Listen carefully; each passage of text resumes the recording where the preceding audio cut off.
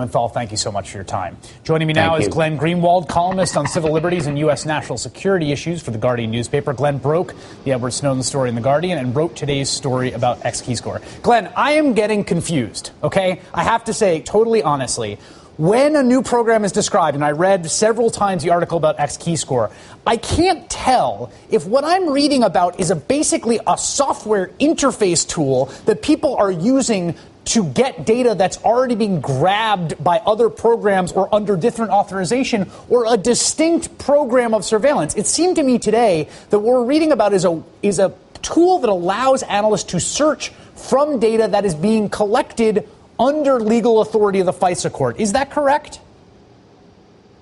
No, that is not correct. The program is a dual-use tool. It is a tool that allows analysts to search the entire database, but it is also a program for collecting data.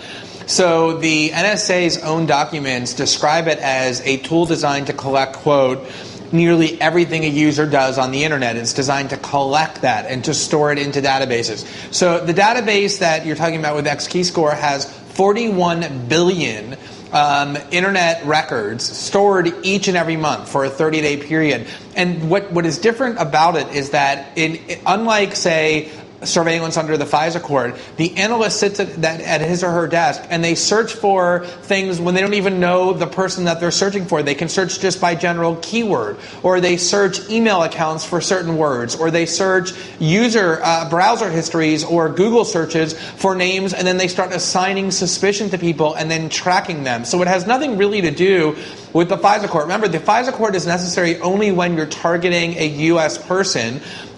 This database does contain lots of communications of U.S. persons, but it's done completely independent of the FISA court. So my understanding is that they have to clear some bar of justification for the foreignness of the person that they are clearing for in order for it to be within the four squares of the law as the NSA understands it. Is that right? Okay, so let's just be really clear on that, on the law. Lots of people always say in order to intercept the emails or listen to the calls of American citizens, you need first to go to a FISA court and get a warrant. That is absolutely false.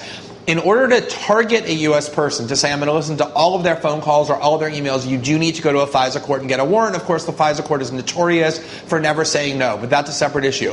But if you want to listen to the calls or emails of Americans when they're communicating with foreigners or people that you think are foreigners, you do not need a FISA court warrant. You simply scoop it up along with the rest of the foreign-to-foreign communications, and all of that goes into the same database, and oftentimes even purely domestic calls goes into that same database for lots of different reasons. As Ron Wyden has been saying, they're vastly exceeding the scope of the law even as they understand it, and they're very serious violations.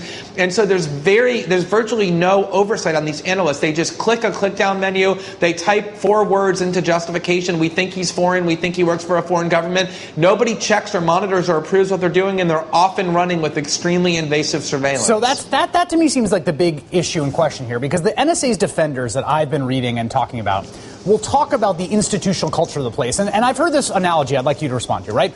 It is possible that there's thousands of IRS agents who can just pull up people's tax returns, which are incredibly invasive, right? I mean, they say a lot of things about you. There are thousands of IRS agents that could order audits based on any political animus or an ex-girlfriend they didn't like, right? The thing that stops that largely is an institutional culture in which people realize they're going to be caught if they do that, possibly go to jail, face sanction, face career, the end of their careers. And the people who defend the NSA say that same thing exists inside the NSA, and you have to distinguish between the capacity they have technically and what the actual institutional norms inside the NSA stop people from doing. What's your response to that argument?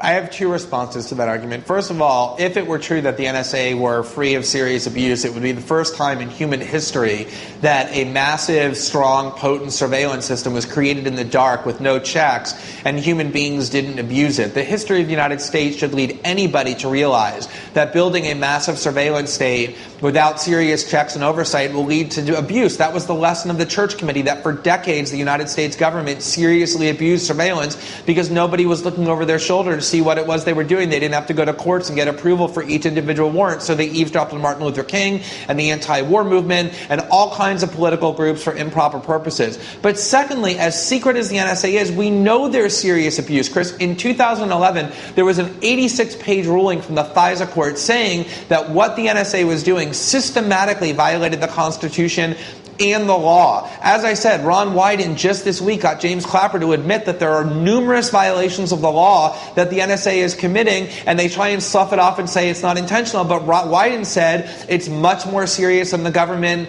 is letting on. The problem is it's all done in secret, but the lesson of the United States historically over the last century is that if you build this surveillance system and don't have very aggressive oversight, it will inevitably be abused, and we have evidence that it is being abused. Not just the lesson in the United States, I would add. Glenn Greenwald from The Guardian, thank you so much.